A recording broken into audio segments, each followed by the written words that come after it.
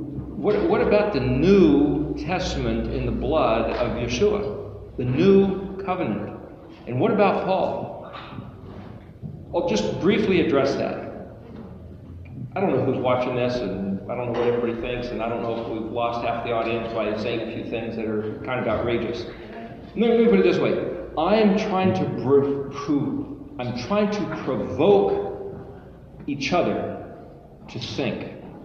I'm trying to stir us out of complacency and out of, if you're pouring concrete, if the concrete starts to set up, they put in a vibrating rod that jiggles the concrete and it becomes liquid again. If we become still without thinking, without being agitated, without being disturbed, we'll just go along and we'll just become stuck in whatever form we last kind of plopped down into. I'm trying to use this class as a way to provoke agitation. If somebody's disturbed by what I said earlier, I'm glad. That means you were listening. Now, you can disagree with me. Anybody out there, but before you throw rocks, go back and read your scriptures. And instead of reading them in English, Greek, or Latin, try reading them in Hebrew. Paul, a friend of mine, who's an evangelist on the streets of New York, said, it struck him one day. Paul said, follow me as I follow Mashiach, the Messiah. He said, wait a minute, both Jesus and Paul were Orthodox Jews, rabbis, teachers, exalted great ones, which is what Resh Bet, rabbi, means, my teacher, my great one. Why should Christianity, which supposedly came out of the teachings of Paul and Yeshua, why should it be a different religion? If the founders of the religion were Orthodox Jews, shouldn't the religion look like Orthodox Judaism? Question is, what's Judaism and what's Christianity? What's it become? Who's responsible? On and on. I'm trying to provoke the thinking, the debates, the deliberation. I'm trying to entice us with light that has been obscured, and because of scriptures that I've read in the very Old Testament itself, where Yahweh said, because you guys didn't want the truth, I'm letting you believe falsehood, lies, and unclarity. I'm blinding the eyes of your wise men and sages, obscuring their understanding, and you guys won't be able to see the truth. Now, why would Yahweh do that? He says, because we didn't want the truth. I had somebody tell me, oh, you couldn't handle the truth even if you saw it. It agitated me. It was like throwing down a gauntlet. It's like, what do you mean? It's like, well, do I know the truth? What part of the truth couldn't I handle if I was to come across it? Why couldn't I handle it? Because it's disturbing? Because it's beyond the grasp of my mental capacity? What did he mean by that? I don't know what he meant by that. He just disturbed me. I had to deal with my own disturbance by studying the scriptures in Hebrew. But I got a Hebrew Tanakh, and I couldn't read Hebrew. I've said before, if you look at modern Hebrew, it looks like ants crawling on a page. There's bulbous parts and stringy parts, and it almost seems to move. I don't know how these guys can even look at this stuff. But I learned in just a very short while. And I learned by getting a Tanakh. I just stumbled across this Paleo Hebrew stuff, and then I started transposing. Taking the Hebrew letters in modern and writing them into Paleo. And then when I got the dictionary, I started looking them up in the dictionary. And I started breaking down words like I just did, the very first word in the scriptures, the word Bereshit. Very simple. Anybody can do it. And then you can look at 2- and 3-letter word groups by using the red dictionary. I'm pointing to something that's not there. It's this red dictionary. I usually have it sitting over here, so I was pointing to a phantom book here. You look at the 2-letter Bet Resh Aleph, Resh Aleph, Resh Aleph Shin, Aleph Shin, Aleph Shin Yod, Shin Yod, Shin Yod Tav. Those are the 2- and 3-letter configurations written in order from front to back of the word Bereshit. Look up those words in the dictionary. Look at the design of the letters. Ponder them. Think about them. You say, why should I worry about the design of the alphabet? As I've said, I believe the alphabet is Yahweh's personal design and Yahweh's personal expression. In Malachi 3:16, he said, then the men got together and talked with each other, had discussions about these matters, and a book of remembrance was written in the heavenly library. We'll see it one day. The book of remembrance was written of those who remembered, who thought and meditated on Yahweh's name. But the word name is Shem, Shin Mem, Shem.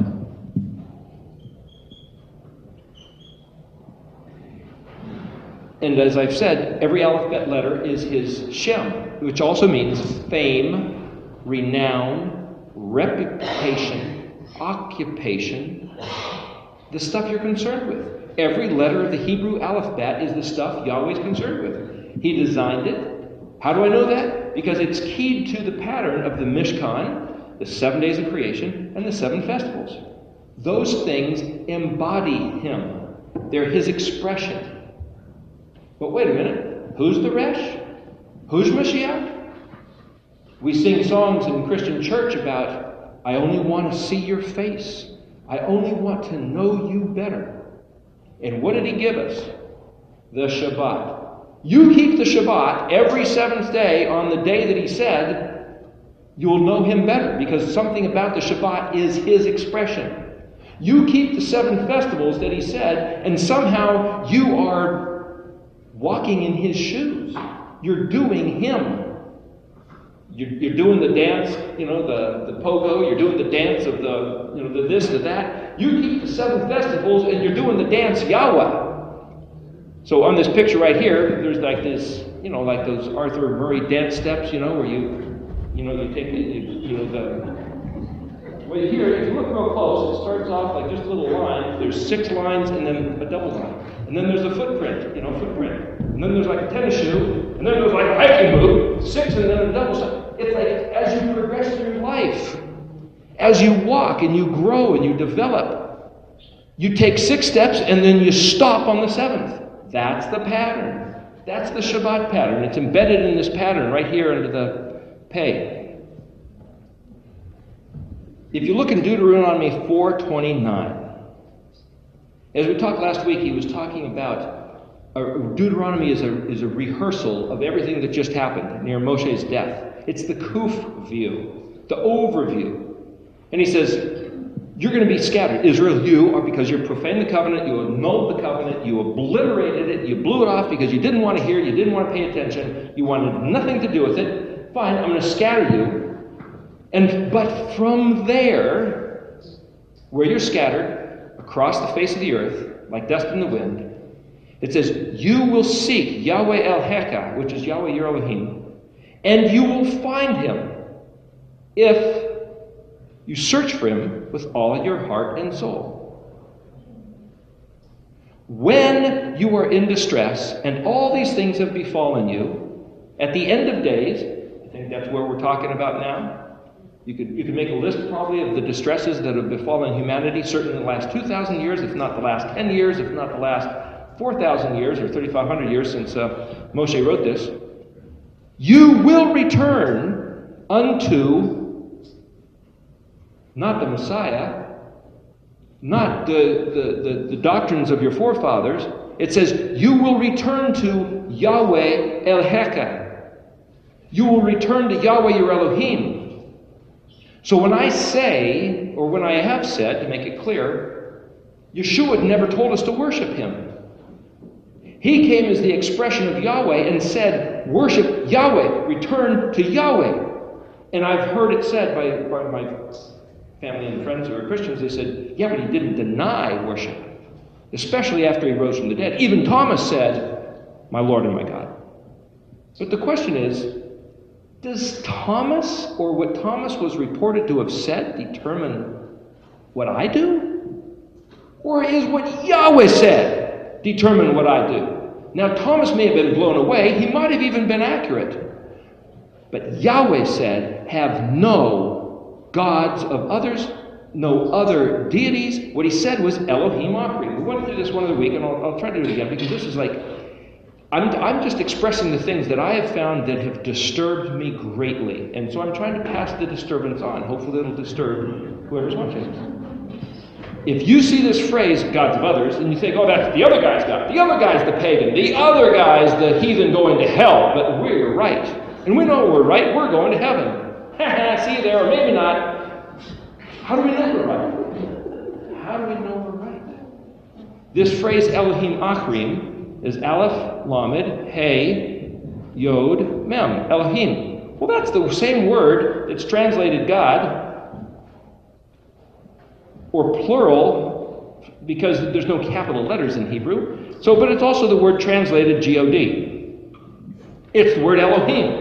And it means mighty ones, but it's also strength and power. And Elohim, Yod Mem, is this pluralized ending. So Eloi, without the M, literally means my God. Eloi, or Eloi.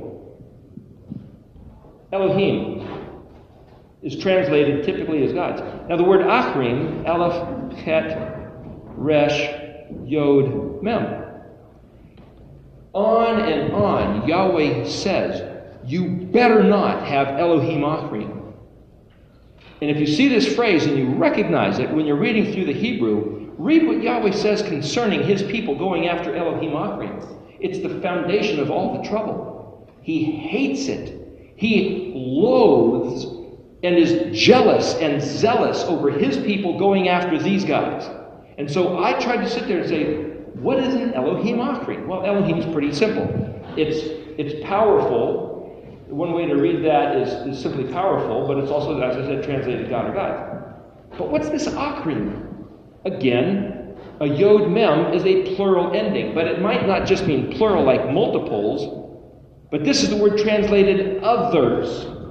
This word is literally translated as meaning the word others.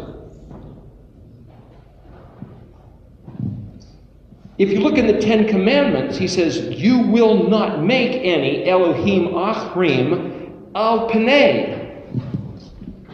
Ayin, Lamed, Dash, Pei, Nun, Yod. Well, al Panei, it means before my face. That's the way the translator said. Don't stick any of these things in my face. But the word Ayin Lamed is a yoke, as we discussed before. It means connected to, in reference to. If you look in the Red Dictionary, it means above, at, on, beside, next to, against, concerning, because of, in spite of. It's one thing in direct reference to another. And when he said he has exalted his word above all his name, it's Ayin Lamed, Kaf Lamed, Shem, me. Shemo, actually, Shemel, his name. Yoked to the entirety of his name is his word. That's the word Ayin Lamed. It doesn't necessarily mean, oh, that's those other guys. What he says is, do not have Elohim Achrim al Panei, yoked to my face. Who's Jesus Christ? Doesn't he sit right next to the Father? Is he yoked to the face of Yahweh? Isn't he the expression of Yahweh's face? He's Aleph Het is the word brother. Het Resh is a noble man. Het Vav Resh is where we get the word for white, like white-headed. It's the English word. Have you ever heard hoary-headed? What that means is white-headed. What does hoary-headed mean? It comes right out of Hebrew. It means an exalted one who appears with nobility.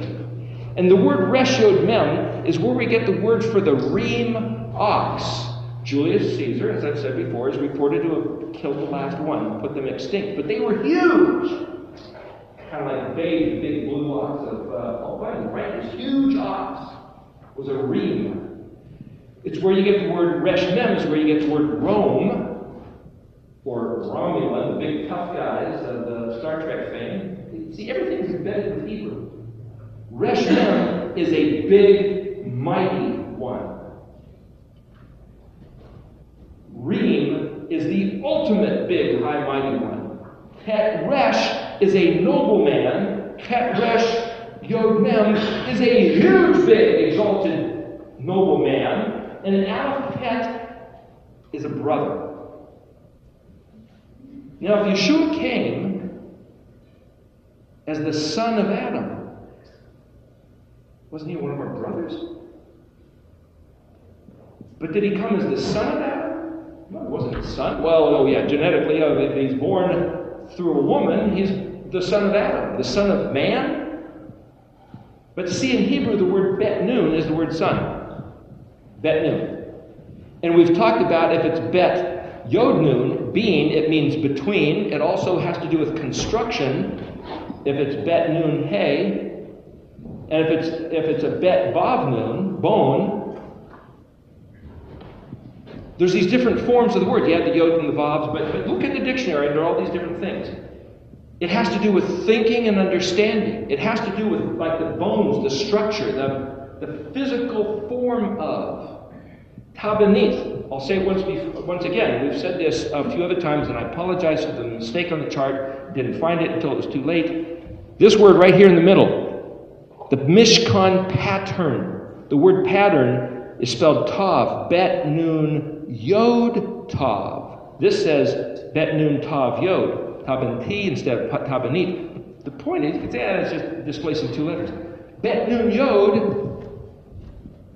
is translated, Bet Nun Yod, as my son or children. The Tav in the beginning and the Tav at the end of the word Tabanit are the signs of the covenant. You could say, well, two signs of the covenant. Could that be the original covenant and the renewed covenant? Perhaps. What does it mean to be renewed? The word is Chadesh. Brit Chadesh is the New Testament in Hebrew. Brit is covenant. Chadesh is like Rosh Chadesh. It's the new moon. The moon is not made new every month. We know, because we know about science and astronomy, that every month the light of the moon reappears. The light of the moon waxes full, then it wanes, it disappears, then it comes back again. And the concept of Brit Chadesh, Chadeshah, is the re-displaying, the re-waxing, the re-enlightenment of the covenant. What I'm maintaining is that these 22 letters are the covenant. And as I was explaining during the break, there's 3 lines down here on this chart. Exodus 20, that's the 10 Commandments. Jeremiah 31, that's in the Old Testament, the one place where the new covenant is talked about. Jeremiah 31. And Daniel 12, which has nothing to do with either the 10 Commandments or the new covenant. The point is, if you know the meanings of the Hebrew letters, you can break these down, sequentially segment them, and they fit the pattern of the alphabetic sequence. That's why I got these 3 things on here. What I'm saying is that the message is in the pattern. And the pattern of the alphabet conforms to the Mishkan itself, which maps to the 7 days and the 7 festivals. Therefore, the meaning of the letters find their true interpretation in the articles of the Mishkan, which is the same pattern as the 7 days of creation, which is Yahweh's design, which is as are the festivals of the 7 festivals listed in Leviticus 23. Those things are all of Yahweh's design. Therefore, the alphabet is of Yahweh's design. Therefore, the Mashiach, who embodies these letters, is of Yahweh's design and is only the expression of Yahweh. Any other interpretation other than the true meaning of what Yahweh said is not the truth. The plumb line is the fact that you read the Torah in Hebrew, you'll see the truth of who the Mashiach is. But Greek changes it, and you can see right here up on top that the meanings of the Greek words they're similar but different, and then Greek became Latin, which became English and all the other languages we know of, the Semitic languages. But if you want to know the truth, it has to go back to the Hebrew. So what I'm saying is that the true person, the true human that walked the face of the earth 2,000 years ago was the Mashiach, the sent one from Elohim, the gimmeled one who betted, incorporated into bodily form from Aleph, the author and creator from before the creation of the earth. He gimmeled to Dalet, the earth, revealed as Hay revealed as Vav, the man who would be slain, Zion, Het entombed, Tet, the stone rolled in front of him, Yod, but by his hand he did this, and didn't blame it on any Jews or Romans, though everyone conspired, and as the song says, Aleph Tav, the word we all reject. We're all guilty of rejecting him, the truth. Yet the offer still remains Chaim and Olam, lives forever, because he's merciful. He's given us the grace and mercy. The point is, this one who rose from the dead, this one who ascended into heaven, this one who we expect is coming back. You read in Zechariah, and hopefully we'll get there, and it says, when those who didn't know it was him, because they were told otherwise by their teachers, when they recognize him, and they see that this is the one that was pierced, they will weep as one weeps for their only son who's been slain. We'll read it in Zechariah in a bit here, hopefully. Who are those people? See, the Christians believe that Jesus was the Messiah. The problem is the personality, the character of Jesus Christ has altered, obliterated, obfuscated, changed, done away with, given a new covenant to a new people, and disregards Hebrew, the covenant that Yahweh made with Israel, and has despised and slaughtered the Jews throughout the last 2,000 years. I don't think that that is the Mashiach. Mashiach stands for truth and kindness, justice and righteousness. And every word expressed from Yahweh, as Yeshua said, it is written, and then he combated his adversaries with these words. But for the Jews to say, well, that guy couldn't have been the Messiah. The right, he couldn't have been the Messiah. If his character has been altered, he's not the Messiah.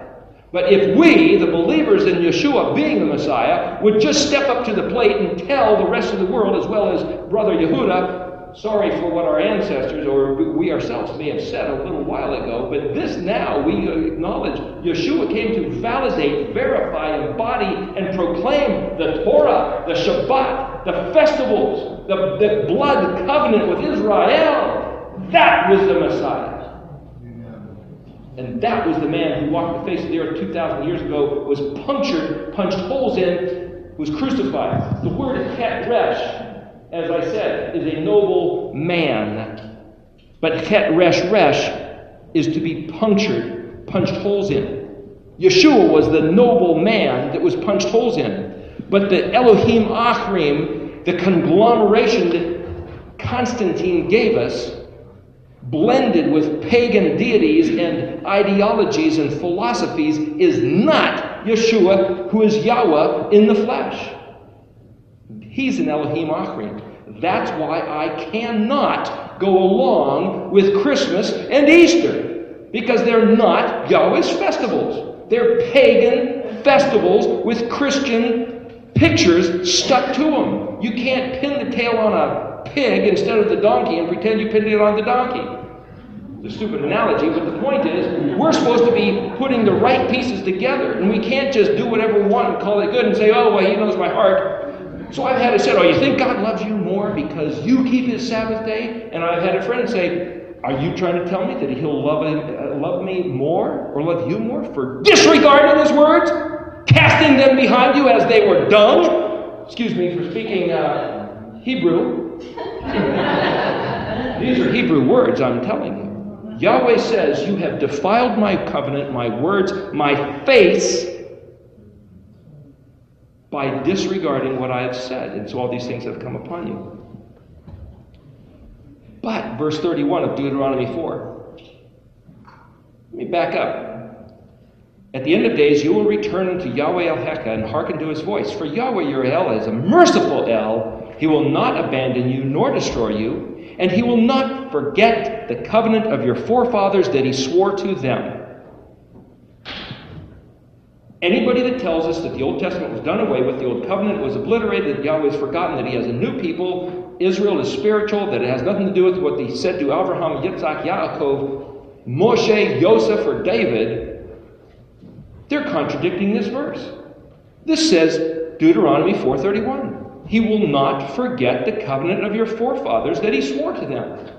This class is about coming back to that covenant. If somebody else wants to think they have, pretend they have, or falsely construct a new covenant, with some other deity, that's up to them. They can do what they want. If the Christians say they have a new covenant, maybe they do. Like I said, if you have a covenant or a contract with the newspaper boy, then don't throw the newspaper into my wife's rose bush, or I'll punch you in the nose, but if you throw it on my front porch, I'll give you $5. That's a covenant. It's a deal. It's a contract. If the Christians have a contract with Yahweh, and it's different than the one with Israel, it may be the contract of a steward, a servant, but the contract with Israel is the wife, the betrothed. And I'm not going to say that the contract with the servants is not valid, but it's not the covenant with the wife. And they want to claim to be the bride of Christ. I don't know who they're talking about. This is the ketubah, the brit, the covenant with Israel and Yod-Heh-Vav-Heh. And if anybody doesn't want to be part of that, they don't have to be. But now they got to figure out how valid are the terms they propagate to everybody else. These terms are validated by every word of these scriptures. The point of learning Hebrew is to come back to these scriptures and say, what did he say? Because I have found my teachers to be either wrong, ignorant, or liars. And I can't tell the difference between the three because the words just don't match up, and that's the point. If the words don't match up, what is my standard of evaluation? These words. These words. And Yeshua, the Resh man, is these words made flesh. And so then we see, what about the book of Revelation? Who did John see coming in the sky, exalted? That referred to himself as El Shaddai. I'm El Shaddai. I'm the Aleph and the Tav, the beginning and the end. That was the voice coming out of this one that John saw in the heavens. What this picture here is somehow a picture of the elements of what John saw in the first couple chapters of the book of Revelation. He saw him coming in the sky. So you pictured the darkness of outer space, and in the void of outer space, suddenly there's this brilliant, dynamic, explosive picture. And what he sees is a sword coming out of his mouth. We're told not to run with scissors, and this guy's flying with a sword in his mouth? I mean, what does that look like? Just try to picture it. Is it coming out of his mouth like this? Is he holding it like a pirate? Like, arr! You know? How does he see a sword coming out of his mouth? Your mouth, it's like, a big wide open thing. So here, there's a drawing. But it happens to be the Kuf view. You see this letter Kuf? The circle and the straight line? It means after this. It's a picture of after this. This is what's going to happen. He's going to come back. Who's coming back? The Resh man. Here is a picture of the head. Like I said, the skull and the crossbones, the head, and the sign of the covenant of the Resh man. This is a picture of the coming back of Mashiach, Yeshua, who came the first time in the caterpillar form, Ben Yosef, the one who was despised and rejected, humbly riding on a mule, on a donkey, as you'll read in Zechariah, Isaiah 53. The quintessential Israel man who was pierced, rejected, scorned, despised, rendered nothing, common, vile, profane, punched holes into, and hung up to drip out of his blood.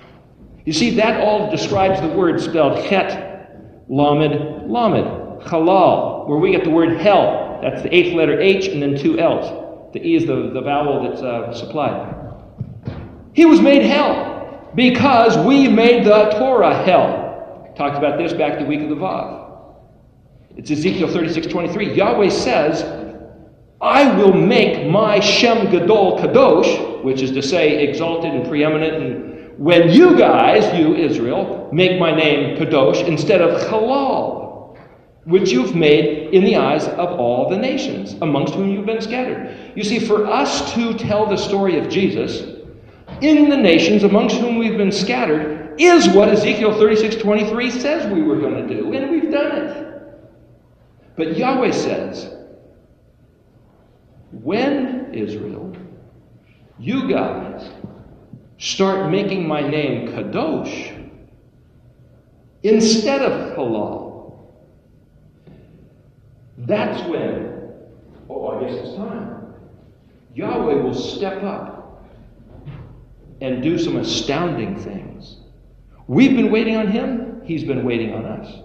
But we were under the curse of the 2,730 years until just last Sukkot, as far as we can render, we can reckon with it. Zechariah talks about this. Daniel talks about this.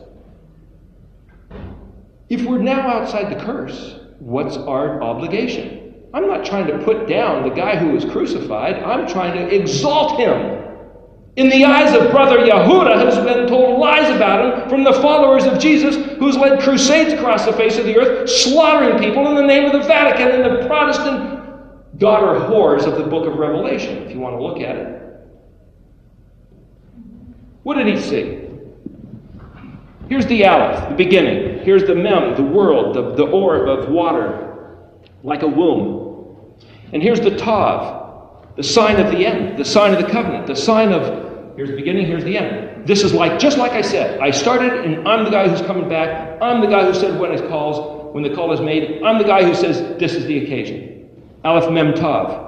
Happens to be the word emet, which is truth. So here's a picture of the truth concerning the beginning of the end, the beginning and the end of the sent one. If you know what an SR-71 airplane is, it's kind of got the fuselage that looks like this and these delta-shaped wings coming back, and you've got the two houses of Israel, the eyes of fire, the Vav, Yeshua, the man, the Vav, in the middle of Yod-He, Vav-He, the Torah, the righteous works of the saints, the two He's, eyes of fire, the Sheen, El Shaddai inhabiting the praises of his people. He saw an emerald rainbow above the throne. Ayin, the judge. The eye of the one he looked into, though it was eyes of fire, he's holding 7 stars. Play on the theme. If you're looking into somebody's eyes, and what would be reflecting? The lights that he was holding in his hand. So in the eye of that one up at the top, that's the letter Ayin, is the 7 stars reflecting in his eyes. The word star is kakav, which means like a fire extinguisher. Kakav, that's one way to interpret what the word star means. And so as we said before, he saw him walking amidst the menorah, the candlesticks, and he had warnings to the 7 ecclesia, or the 7 kahal, the assemblies. Depends if you're reading for the churches, Greek, English, or Hebrew. And he says, I can put your light out. You better do what I said. This is very serious business. So here's a picture. There's different ways to spell his name. The hand, the blue hand, the working hand, the creator of the universe, the Yod. The rabbis, I guess, hold their hands like this, meaning the letter Sheen of El Shaddai. So here's the hand of the Yod. Speaking of El Shaddai, the place where the nail was put in his hand, as a diamond in his hand, the place where he was punctured. Hanging on the stake, on the cross. The hay, shaped like kind of a rocky form. The Torah expressed. It's like the respiratory tract of the Yod, the creator.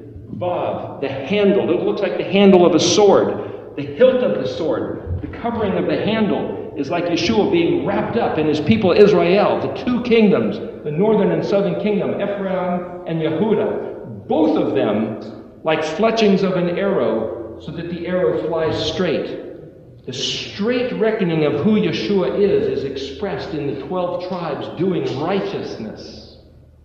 He doesn't stand there trying to gain the glory for himself. He stands there as the expression of the kavod, the glory, the weight of Yahweh himself. And when his people do what he said, expressing the glory of Yahweh, he himself is glorified. That's what it says in the New Testament. Yeshua is glorified by his people doing what he said. Yahweh, the Father figure, if you look at Ab, it means a lot more than just Father. It's the origin, the basic factor, the primal cause, the plan, the original idea. For Yeshua to manifest the original idea in human form exalts not himself, but exalts Yahweh.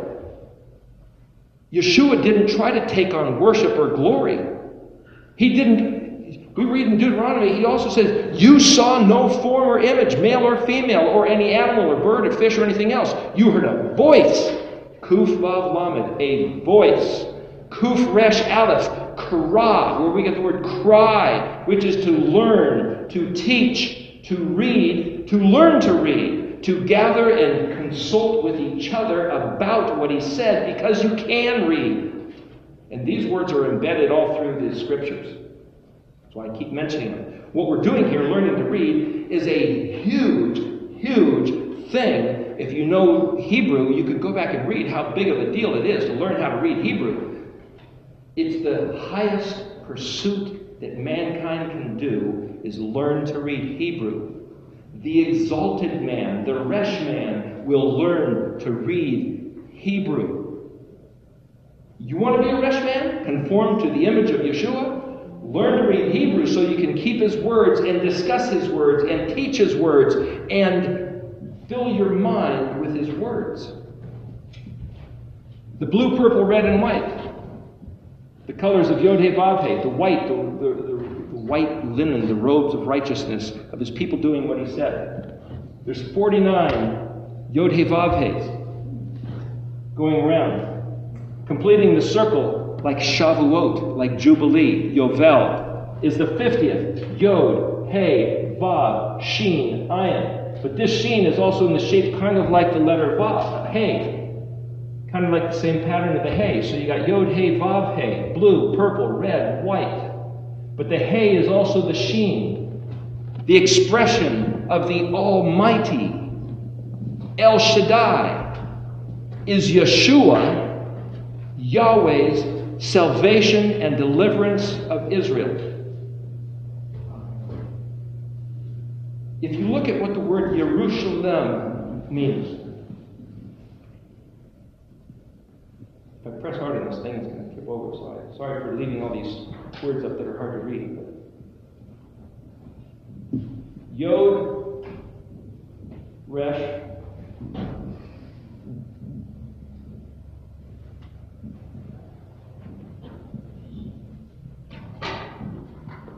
Yod, Resh, Vav, Shin, Lamed, Mem. Is that right?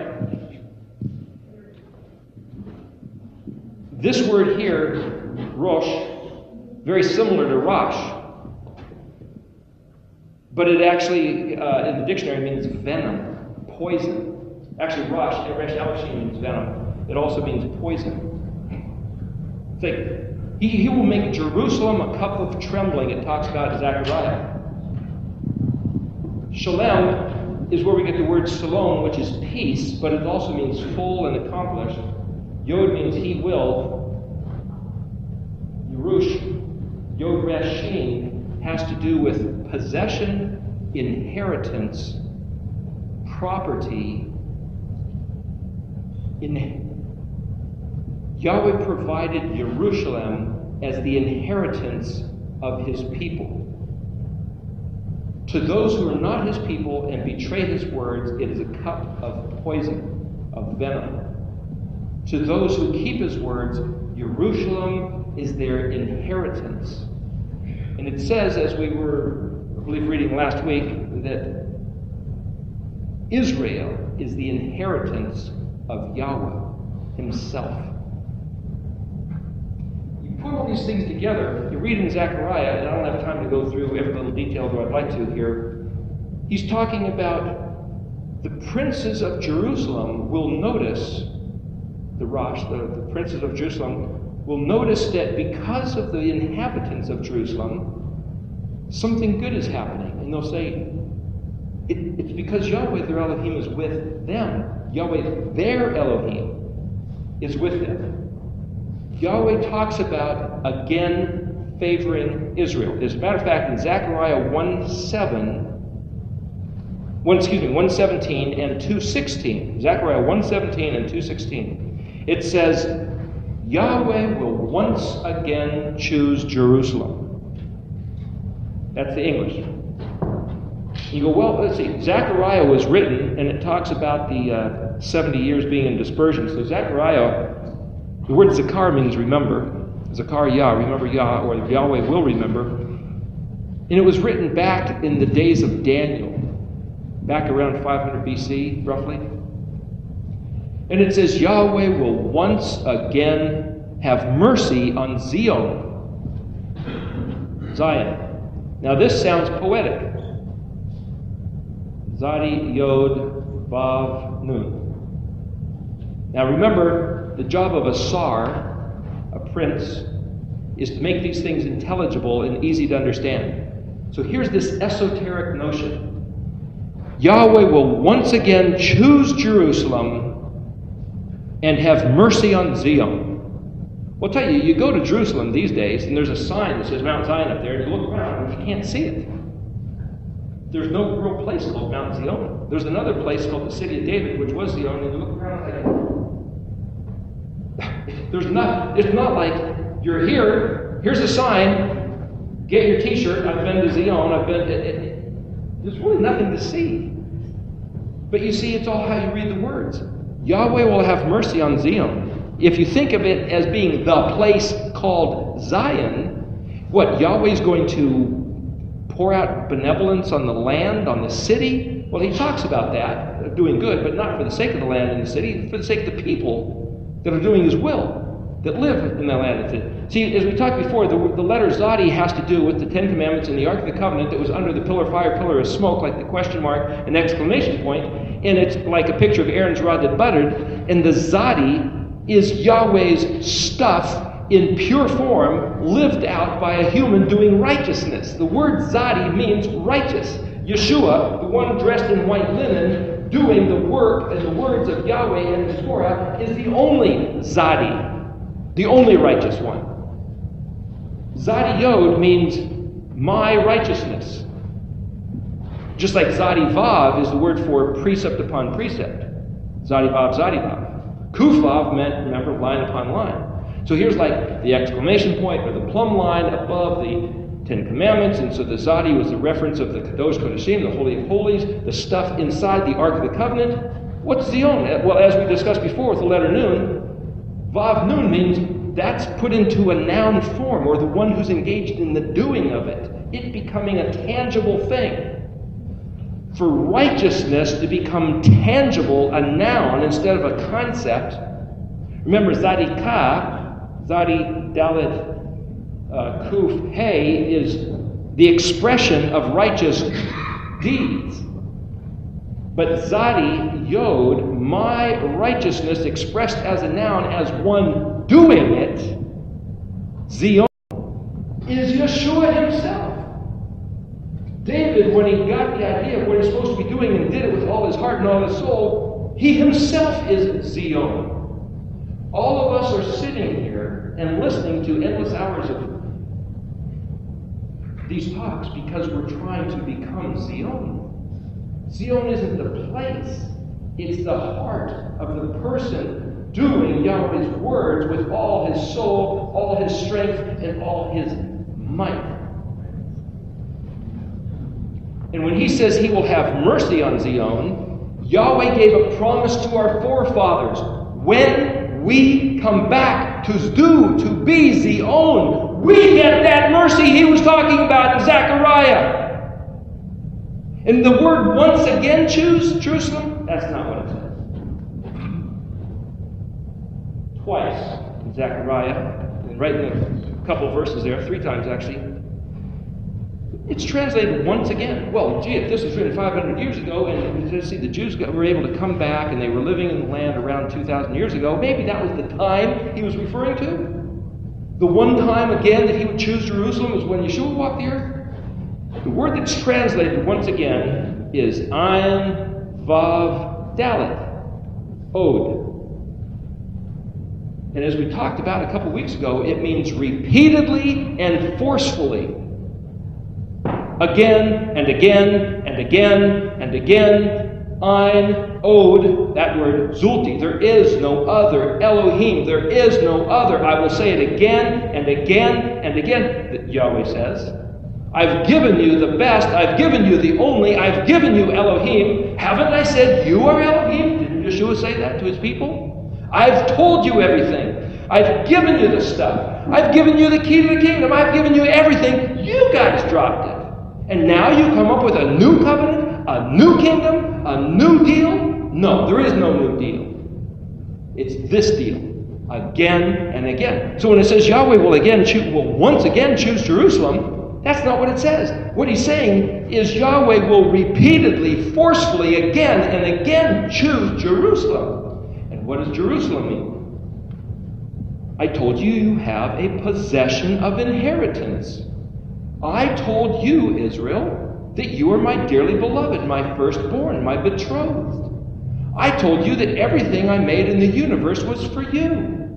And in case you stumbled and lost your way, I sent Yeshua as the sent one, the ambassador, the voyager to earth to show you the dance steps, to show you the way to walk in the ways. So you don't have to think it's too hard, it's too complicated, it's beyond your grasp, it's too intellectual. We can't go there. Sure you can. Count 7 days and sit down.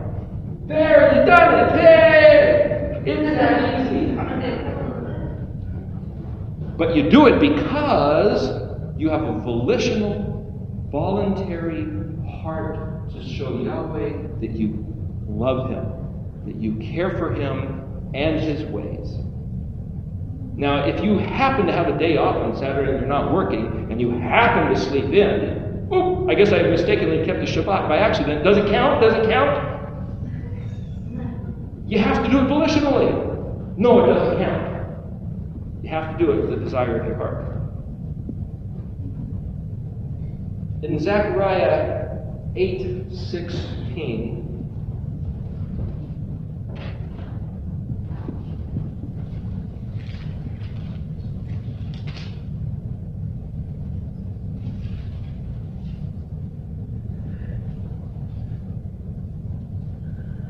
Yahweh is speaking.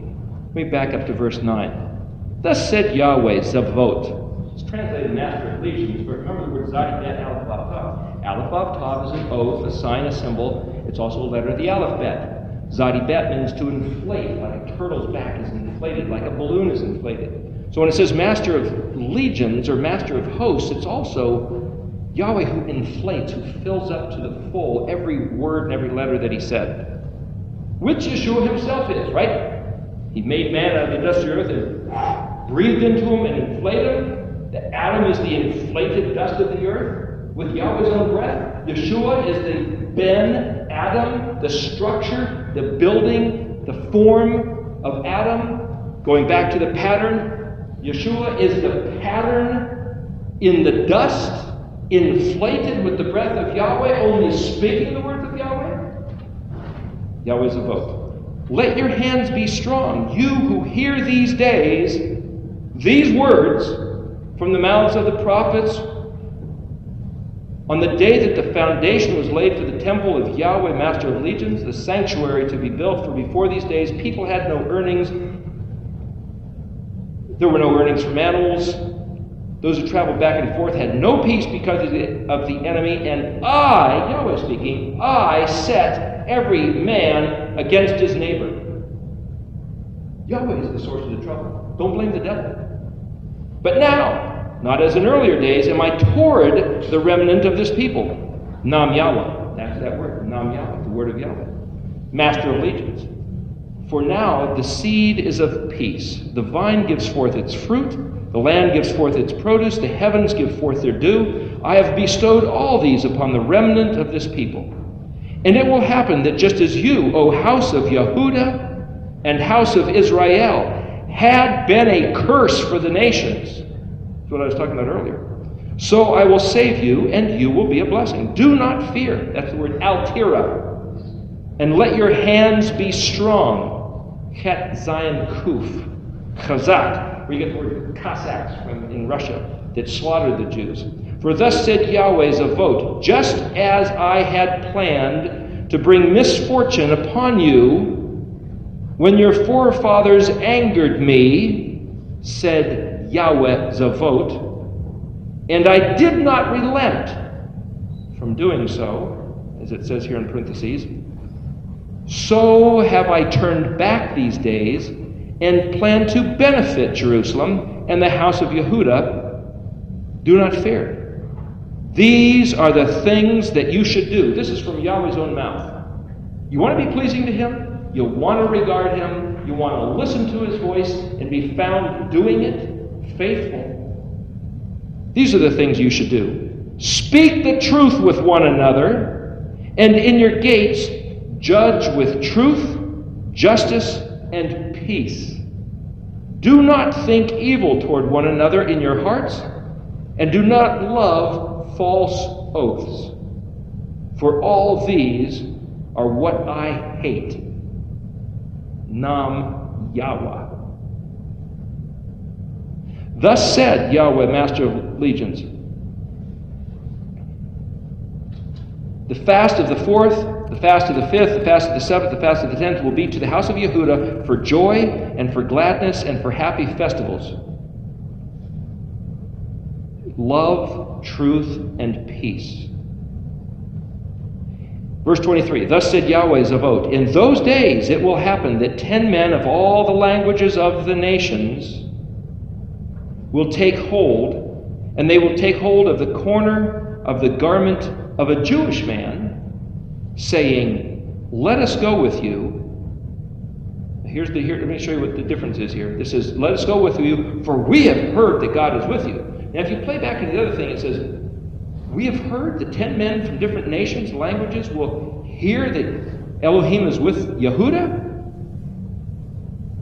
Does that give preeminence to Yehudah? Yeshua was of the tribe of Yehudah. Is that the one Jew they're referring to? Take hold of the Zitziot. What were the Zitziot? He said, have these so you'll remember that I created this place. I'm the guy who makes the rules. I've given you the rules. You keep the rules, you get blessed. You don't keep the rules, you get the curse. I myself am sending your enemies against you if you don't keep the rules to compel you back. But when you come back, you see what this says here is that we Shemanu.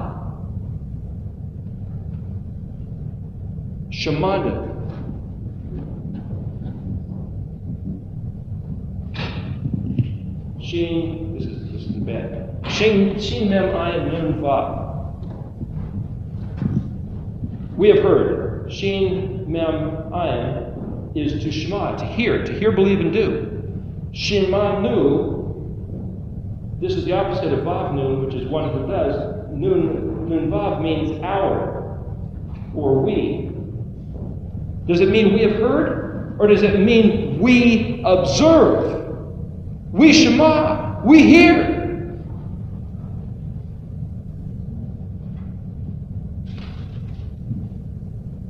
Elohim, then the word is Amkam.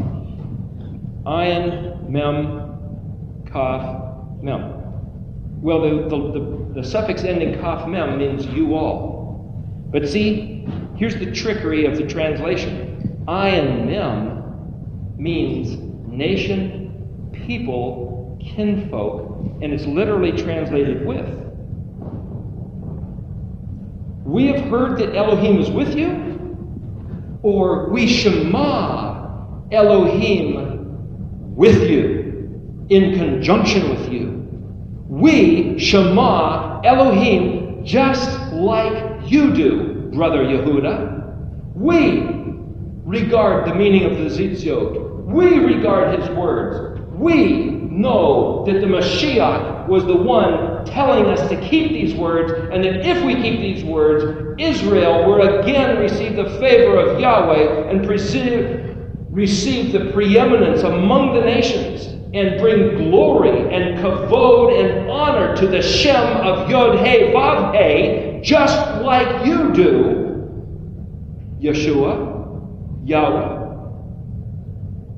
You see, the translation says it's the tribes unified in exalting the truth in love and peace and kindness and mercy. Why has the Christian armies gone across the face of the earth for 2,000 years slaughtering? Why?